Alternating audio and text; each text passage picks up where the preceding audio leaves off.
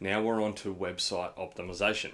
Now this is a huge topic and can get very complicated and very in-depth, but I'm going to keep it simple. We're going to break it down into a few videos over the next few episodes. The first one, this one being site architecture. So how your website is put together, how it flows, how easy it is to use and how easy it is to navigate. So what you need to keep in mind when you're putting together the design of your site is the end user experience. It's easy to get caught up in getting excited about all the information about you and your business that you want to put in there, but you need to step outside of the box and think about it from an end user perspective. So we only need relevant information. If you've got pages full of text, people aren't going to read through all that. We don't have the attention spans to sit there and read through chunks and chunks and chunks of text about you and the business. So you need to simplify it. It needs to be relevant.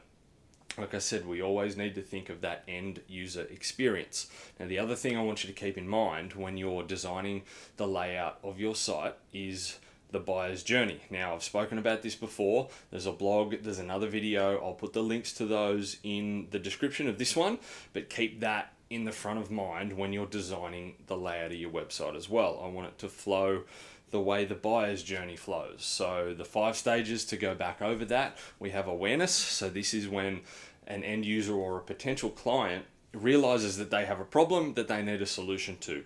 So what we want there are things like the blogs, the social things being shared through your sites as well, that have articles and things like that that talk about solutions to problems, how your products or your services can solve certain problems that people have, the main problems why people come to you as clients. So that needs to be easy to find through there as well.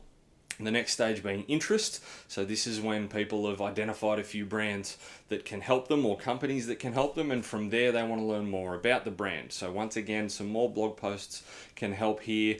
Shared content through socials. So if you have a social network of people and customers and influencers sharing your content, sharing your website, this will help build trust in that interest phase as well, which is perfect. From there, you get to the consideration phase. So this is when a potential client's got it down to 2 or 3 options. This is where they want to do some more product or service research. So that's where we need the information about your products and services, keeping it brief but still relevant and with all the information that they need. Staying away from big, long-winded chunks of text, like I said before, because of our attention spans are getting worse and worse these days. So after the consideration phase, you move into the conversion stage. So in that consideration phase, you might want to have things like offers, things like that might pop up through the website. Realistically, through your website, you should have conversion options all the way through, so that if someone in the interest phase jumps on and decides that they see something that they think is perfect and they just want to go through and grab it, they shouldn't have to jump through 2 or 3 pages to get to where they can buy what it is that they want to buy. So once you've gone through the conversion stage, through the shop, now you want to make sure that that's as easy as possible. If someone has to fill out too many forms or check too many boxes or confirm this and confirm their email address and confirm their age and confirm their location and all these other things, you're making it too hard for them. You're giving them too many hoops to jump through, and they're just going to get sick of it and they're going to leave. And then the last stage being retention. So this is where you want to give them the option to sign up to the mailing list, follow you on your social pages, give them the option to write a review. You might be able to turn them into a brand champion, so to speak.